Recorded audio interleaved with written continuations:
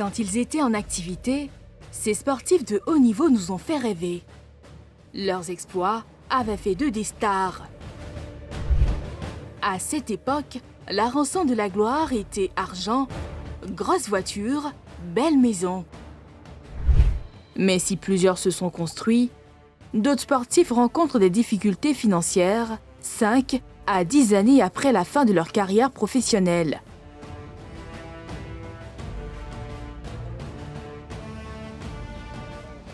Didier Otokore, champion d'Afrique 1992 avec les éléphants de Côte d'Ivoire.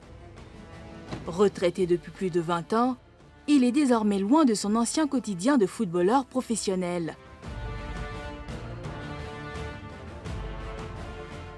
Nous sommes à Agboville, à 80 km d'Abidjan. C'est à quelques encablures du centre-ville que Didier Otokore s'est offert 5 hectares de forêt pour un écolodge. Ce projet, c'est de faire un écolodge.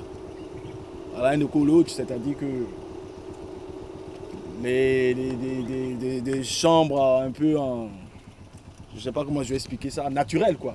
Mais dans une petite forêt. L'ancien milieu de terrain de l'AG Auxerre veut offrir aux touristes un site unique et authentique en pleine nature.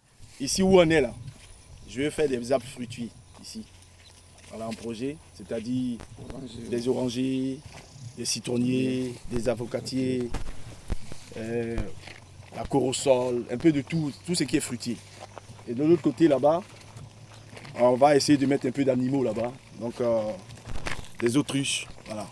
Comme un peu pour recoller avec l'environnement favorable des avant-matchs. Moi j'aime la nature, hein. C'est pas... Celle-là c'est parce qu'elle est presque en ville que l'idée m'est venue. Sinon j'en ai une autre à Tiémé-le-Cros, où je fais des lévéas. Moi j'aime la nature. Voilà. Quand il raccroche les crampons, Didier Otokore, passionné de la nature, est passé par l'évéaculture, la riziculture et cette ferme qu'un orage a détruit il y a 2 ans. Donc là, ce que vous voyez là, c'était ma ferme, une grande ferme. Mais bon, malheureusement, il y a eu un gros vent il y a 2 ans. Hein. Il y a 2 ans, il y a eu un gros vent. Je faisais de la pintade, du poulet hybride, des lapins, même des escargots. Voilà. Là, Vous avez tout perdu? Hein? Non, j'ai pas tout perdu. J'ai pas tout perdu. Les lapins, j'en ai vendu le reste. Bon, les poulets, du coup, j'ai arrêté. Parce que je ne pouvais pas être en même temps et à Songron et ici. Donc, du coup, je laisse comme ça. Là, on n'a pas enlevé les tôles là pour ne pas que ça pourrisse.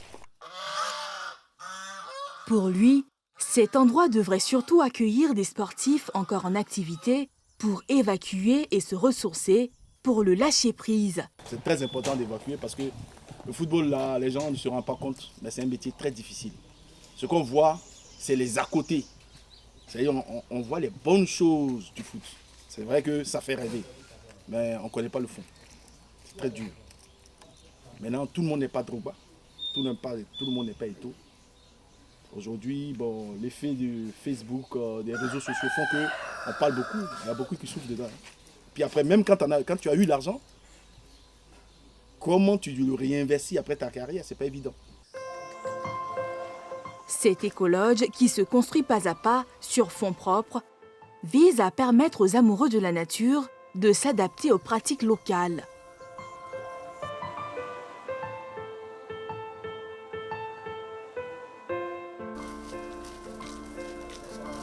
L'autre passion de Didier Otokore est de camper le rôle d'ambassadeur du tourisme ivoirien.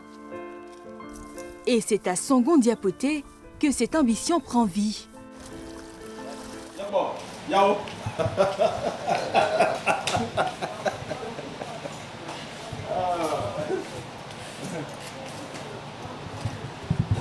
Ouais. Voilà la construction de la piscine. Situé en bordure de la lagune Ibrié, cet espace offre des activités de détente en plus de l'hébergement. On est en plein travaux, comme vous le constatez. Voilà. Donc ça, c'est la petite plage naturelle. Pourtant, la reconversion de Didier était d'abord dans la formation. Mais très vite, il a dû revoir son ambition. Tu ne peux pas former, même à l'école, tu ne peux pas éduquer un enfant sans qu'il ait des examens. Hein? Même en classe de CP et tout ça, il y a des dictées, c'est comme ça que tu vois la connaissance de ton gamin que tu enseignes. Mais si je forme des jeunes, que je n'ai pas de compétition, à quoi ça sert? Donc j'ai arrêté. Voilà, tout simplement. On ne peut pas former pour former, il faut former pour compétir. C'est dans la compétition qu'on progresse, tout simplement. Donc c'est pour ça que j'ai arrêté. Désormais, c'est à partir de ce quai que Didier veut continuer à valoriser la Côte d'Ivoire. Les moments forts de sa carrière, ainsi que son amour pour la nature, il entend le partager dans un bouquin qu'il rédige. Au contraire de Didier Otokoré, d'autres ont décidé de partager directement leur expérience acquise tout au long de leur carrière. Il aura lui aussi marqué son passage au sein de l'équipe nationale de Côte d'Ivoire. Harouna Koné, l'ex-attaquant des éléphants, comptabilise 39 sélections et 9 buts marqués. Passé notamment par le PSV Eindhoven, le FC Séville ou encore Everton, diminué par de nombreuses blessures, Harouna Koné met un terme à sa carrière en 2022. Nous le retrouvons dans sa nouvelle vie à Abobo derrière Rail. Ce samedi matin, il dirige seul l'entraînement avec les jeunes de son club, le Real d'Abobo. Son nouveau challenge, aider ses enfants à réaliser eux aussi leurs rêves. Les temps aussi qu'on donne au football, c'est que le football nous a donné. Et donc, il y a peut-être certains de mes collègues qui ont envisagé de faire autre chose. Mais moi, j'ai décidé de rester dedans parce que le football, c'est toute ma vie. Depuis petit, j'ai appris à jouer dans la rue jusqu'à ce que je parte dans les salles de formation. Et puis, j'ai eu la chance d'aller en Europe. Donc, pour moi, il n'est pas question d'arrêter et puis me consacrer à autre chose. Je peux peut-être faire autre chose à côté, mais le football, là, il faut vraiment que je fasse quelque chose pour cette jeunesse-là. 80 enfants répartis en plusieurs catégories et une équipe première qui évolue en D3 qu'il dirige. Un projet qui demande beaucoup de moyens, mais Harouna Koné a de la suite dans les idées. Pour moi, c'est sur fond propre. C'est sur fond propre.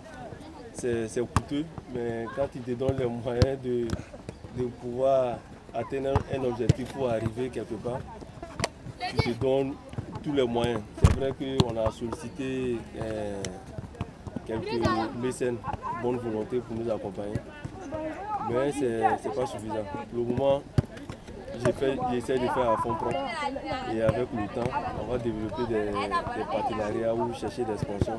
Mais pour moi, le plus important, c'était d'avoir des acquis. Et ces acquis-là, aujourd'hui, nous les avons. Et on va se préparer maintenant à essayer de contacter des partenaires, des vrais partenaires, des sponsors pour nous soutenir. Parce que ce que je vis, c'est tellement grand et ça va au-delà de ma personne.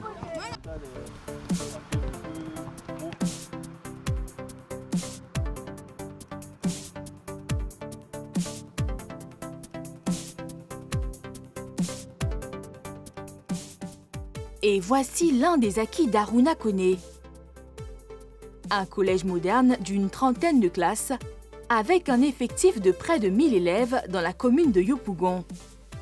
Et derrière chaque réalisation se cache une histoire. Tu vas bien? Ouais, ça va. Ok, à la place. Merci. On y va? Ouais, ça va. Tout part de mon enfance.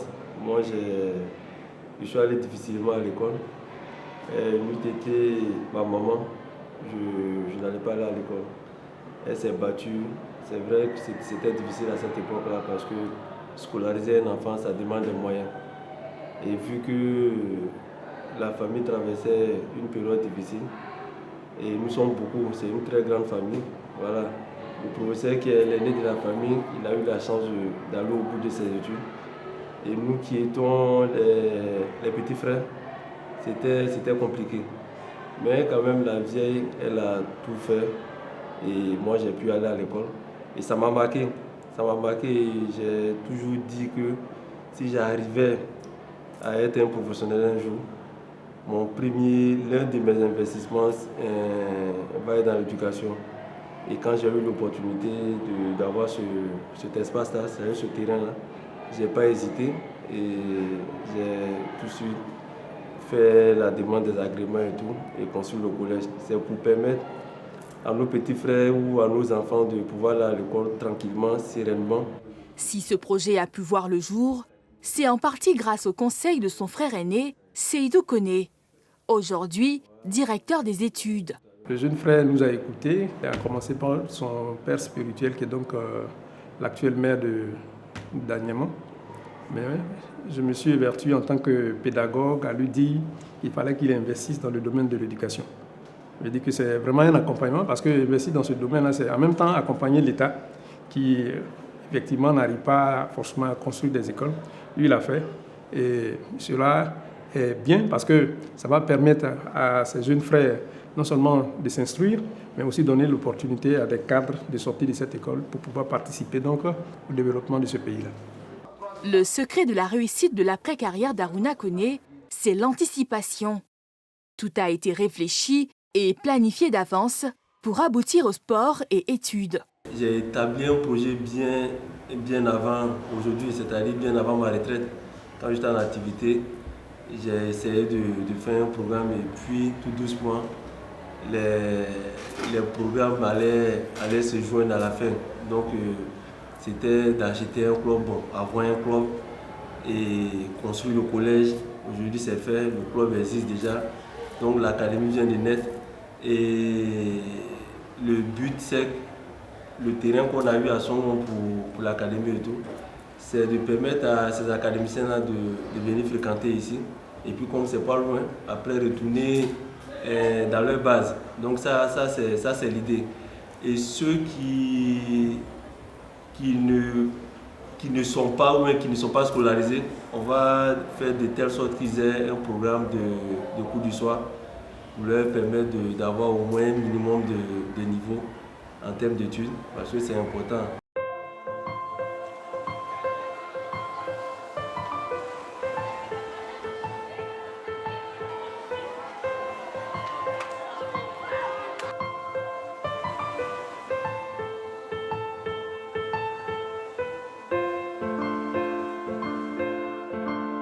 La dernière étape du projet se fera à Songon, à environ 15 km du collège.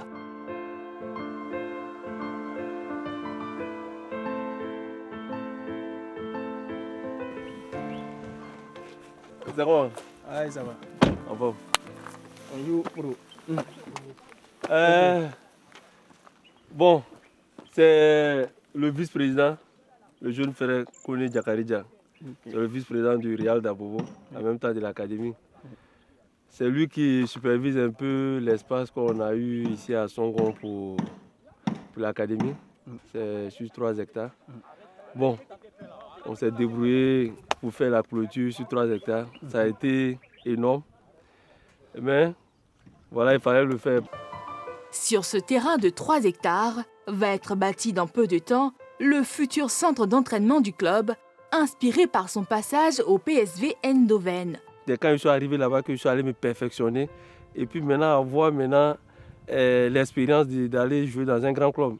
Et c'est à partir du PSV que j'ai joué la Ligue des Champions, que j'ai été la première fois champion, 2 fois champion d'affilée avec le PSV Eindhoven. Donc, pour moi, c'est mon club de référence et j'ai envie de faire comme eux.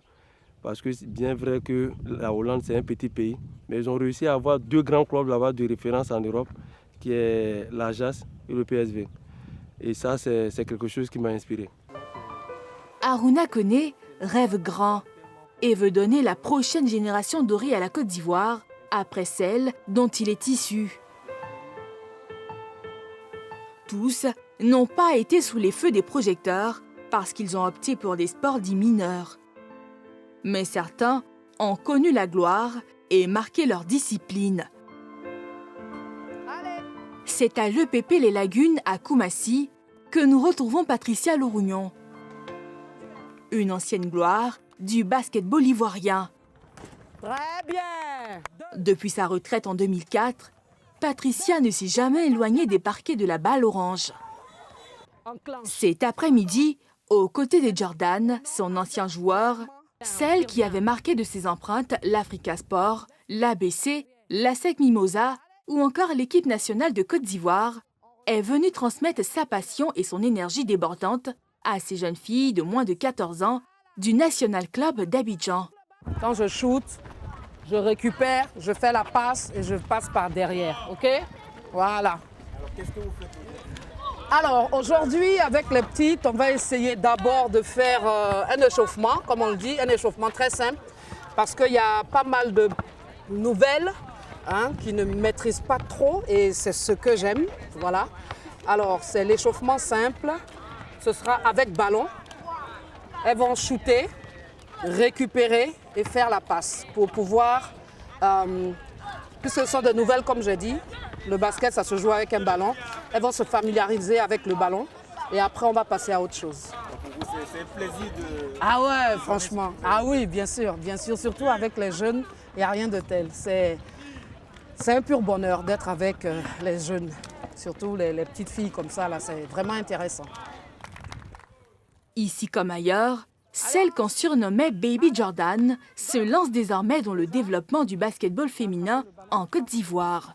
Tu peux pas attraper comme ça. Attrape comme ça, d'accord? Voilà. Écarte un peu. Voilà. Tu fléchis un peu et puis hop. Voilà. Très bien. Qu'est-ce qu'on fait quand elle marque? On fait pas, on fait pam pam. Et puis c'est tout. D'accord? Allez. Franchement, le basket, c'est ma vie. Le basket, c'est ma famille. Les enfants, je me sens hyper bien avec elles et c'est hyper génial. Je suis heureuse quand je suis dans le basket avec les jeunes filles. Et parfois les jeunes garçons, parce que j'ai été fondatrice plus ou moins de Voltaire Basket. Avec M. Boli Charles, j'ai formé des joueurs qui jouent le championnat national. Il y a d'autres qui sont en équipe nationale et tout. Donc c'est pour dire que c'est maintenant, depuis 2018, que je me suis lancée dans tout ce qui est féminin. Mais sinon, avant, j'ai été entraîneur de l'Africa, c'était senior homme. J'ai été entraîneur de Mata. Voilà. Donc, c'est ma vie, en gros. Voilà. Voici celle qui a découvert Patricia et décelé en elle son talent de basketteur. Emilia Aguajinma, également une ancienne star du basketball ivoirien. Plus de 40 ans d'amitié qui consolident leur amour et leur engagement commun à préparer la relève. C'est une grande joie pour moi. Elle transmet aux jeunes filles. Elle a été entraîneur de l'équipe nationale. Elle a fait ce qu'elle pouvait faire et maintenant aussi elle a créé aussi son camp, son club de basket. Donc c'est un genre d'ONG qui s'occupe chaque année des jeunes filles de 14 à 16 ans et souvent même on va en dessous. Donc chaque année au mois de novembre, on fait des camps de basket. Pendant les congés de Toussaint, ça réunit souvent 200 jeunes filles, souvent 400. Le dernier camp c'était à Gagnoa où ça réunit près de 400 jeunes filles. À Gagnoa 400 filles, c'était vraiment formidable. Et c'est devenu maintenant pour nous une activité de pouvoir faire ces Patlors Camp. Ça s'occupe des jeunes filles. Elle essaie de mettre de l'amour du basket dans les jeunes filles. Et aussi leur apprendre aussi, on fait du sport, mais il faut aussi aller à l'école. Sans l'école, on ne peut pas... Le basket, c'est un jeu intellectuel. Quoi qu'on dise, quand tu n'as pas un certain niveau scolaire, académique, il y a des rudiments que tu ne peux pas assimiler. Tu vas les assimiler, certes, mais il y a des choses qui vont te manquer par rapport à ceux qui ont un peu l'intellect. Ce choix pour la Balle Orange n'a certes pas rapporté à Patricia beaucoup d'argent, mais lui a tout de même permis de se découvrir. Le basket m'a apporté pas mal de bonnes choses quand même. Pas d'argent en tout cas. Mais je connais du monde grâce au basket. Je connais du monde grâce au basket. J'ai voyagé grâce au basket. Et puis, j'ai pu m'extérioriser parce que j'étais quelqu'un de très timide, de très renfermé. Et grâce au basket, je peux me libérer. Je ne suis bien, c'est-à-dire le basket, c'est ma deuxième famille. Quand je m'ennuie à la maison, je vais au basket. Voilà, c'est tout. Malgré la vétusté des infrastructures, Patricia transmet tant mieux que mal son savoir-faire à ses jeunes filles. Comme vous le constatez ici, vous-même vous voyez un peu comme c'est vétuste. Hein? Il y a énormément de problèmes au niveau des infrastructures. Moi, ce que j'aurais souhaité, c'est que chaque commune ait au minimum une salle polyvalente pour que les équipes puissent s'entraîner, les joueuses puissent s'entraîner. Parce que quand il pleut, là aujourd'hui il fait beau, on est là. Mais si jamais il pleuvait, on n'aurait pas eu cet entretien, vous voyez. Donc vraiment, il faut qu'on pense à ça, comme en Europe, même comme en Tunisie où j'étais. Là-bas, chaque quartier a sa salle. C'est pas ce qu'on ne peut pas faire en Côte d'Ivoire. Si la vie après le sport pour certains est synonyme de tranquillité et de reconversion réussie pour d'autres, la réalité est tout autre. Nous sommes à Trècheville, rue 12. Ici vit Zorkot Khaled, 54 ans, ex-boxeur professionnel ivoirien d'origine libanaise, double champion d'Afrique des Super Welters. Désormais, pour subvenir à ses besoins, Zorkot parcourt les rues des communes d'Abidjan pour évacuer ses marchandises. C'est des marchandises que je revends. Je tourne autour d'Abidjan, ça dépend. Je choisis un quartier, je sélectionne un quartier aujourd'hui, demain un autre quartier. C'est des marchandises, c'est des luminaires. Bon, c'est un travail que je fais récemment. J'ai commencé récemment. Donc, je m'approvisionne au dépôt. Le dépôt appartient à un ami. Il me fixe des prix assez intéressants. Et quand je passe revendre, j'essaie de mettre ma marge bénéficiaire dessus. Voilà. Est-ce que ça marche? Bon, c'est un peu dur parce que le marché est saturé.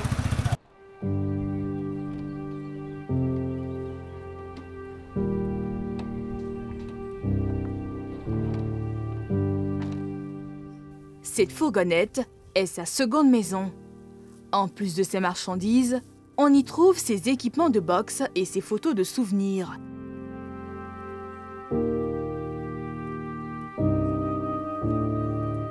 En fait, l'homme a du mal à se détacher de sa passion.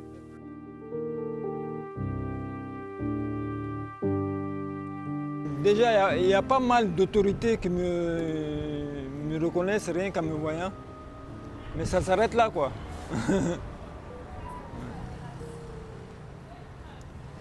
En fait, la fédération de boxe devrait donner plus de sens à la boxe. Monter la boxe au sommet. Voilà. Parce que la boxe, c'est un grand sport. Aujourd'hui, avec beaucoup de recul, il estime qu'il aurait pu faire mieux s'il avait été suffisamment soutenu durant sa carrière. Je vous ai dit que j'avais quand même, j'étais arrivé au sommet de l'Afrique. Je l'ai mérité. Mais il n'y a pas de retombées. Heureusement que j'ai gardé la tête froide, sinon je ne m'en serais pas sorti, vous comprenez? Vous avez dû entendre parler de plusieurs boxeurs qui ont mal fini, hein, qui ont fini comme des clochards. Et moi, Dieu merci, ça n'a pas été mon cas. Bien vrai que j'ai un retard financier, c'est pas trop ça encore, mais il faut se battre dans la vie, il ne faut pas baisser les bras. C'est comme la boxe, la vie c'est comme la boxe. Donc vous êtes dans un nouveau combat? Voilà, un nouveau combat, c'est ça. Ou si tu perds ta lucidité, tu tombes.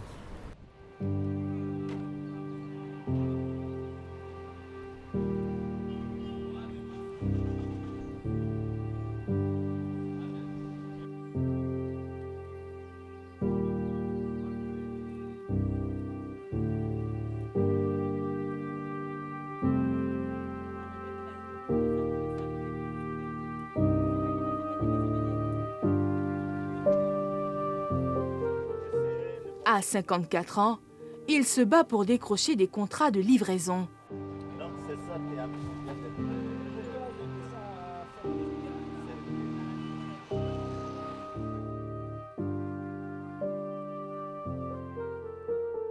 Le projet de loi sur la professionnalisation du sport en Côte d'Ivoire pourrait sortir la majorité des sportifs de la précarité et leur garantir un avenir radieux.